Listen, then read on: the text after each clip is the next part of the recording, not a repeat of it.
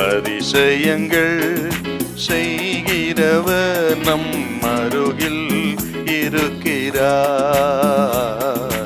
அற்புதங்கள் செய்கிறவர் என்றும் நமக்குள் வசிக்கிறார். தானியேல் 6:10 வாசிங்க. தானியேலோ வென்றால் அந்த பத்திரத்துக்கு கையெழுத்து வைக்கப்பட்டதென்று அறிந்த போதிலும் தன் வீட்டுக்குள்ளே போய் தன் மேல் அறையிலே எருசலேமுக்கு நேராக பலகணிகள் திறந்திருக்க அங்கே தான் முன் செய்து வந்தபடியே தினம் 3 வேளையும் தன் தேவனுக்கு முன்பாக முழங்கார் படியிட்டு ஜெபம் பண்ணி ஸ்தோத்திரம் செலுத்தினார். பிரதானிகளிலே பிரதானமான பிரதானியாக ராஜா தானியேலை நியமிக்கிறார்.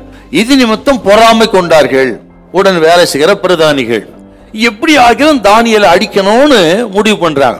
ஆகவே ராஜாவிடத்தில் வந்து ஒரு சட்டம் போட சொல்றாங்க. ராஜாவை தவிர வேற எந்த மனுஷனையோ வேற எந்த தெய்வத்தையோ யாரும் வணங்கக்கூடாது, வணங்கினால் அவர்கள் சிங்கத்தின் கெபியிலே போடப்படுவார்கள் அப்படின்னு சொல்லி ஒரு சட்டத்தை ஏற்றணும் சொல்லி ராஜாவை கன்வின்ஸ் பண்ணி எப்படியோ சட்டத்தை வாங்கிட்டாங்க.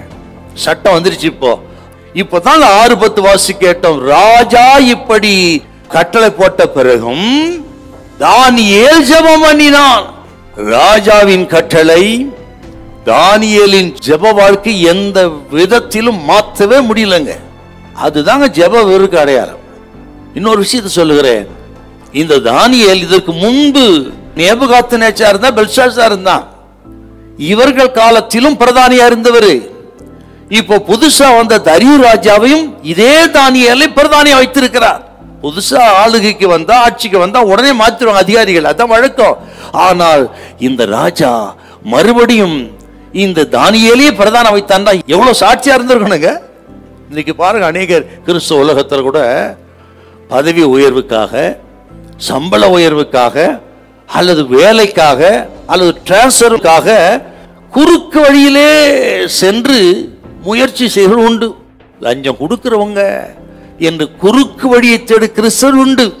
தானியேலை பாருங்க, என்ன ஆனாலும் சரி, ராஜா கட்டளை போட்டாலும் சரி, ஜபம் தான், ஜபத்தை நிறுத்த முடியாது.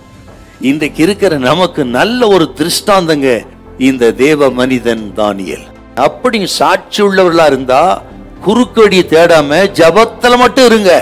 உங்களுக்காக கர்த்தர் யுத்தம் பண்ணுவார், உங்களுக்காக கர்த்தர் வழக்காடுவார், உங்களுக்குரிய சம்பளத்தை தருவார், உங்களுக்கு ஏற்கனவே வர வேண்டிய ப்ரமோஷனை தருவார். ஒருவரும் ப்ரமோஷன் அழிக்க முடியாது, கெடுக்க முடியாது, எடுக்க முடியாதுங்க. உங்கள் பிரச்சனைக்கான பரிகாரத்தை எங்கேயும் இல்ல, பணத்தினாலையும் அல்ல, தேவ சமூகத்துல தேவனிடத்துல ஜபத்துல தேடுங்க. காரியம் மாறுதலா முடியும். உன் காரியங்கள் ஜெயமா இருக்கும். உன்னை அழிக்க யாராலும் கூடாது. நீ முழங்கால முடக்கி விட்டால் போதும்.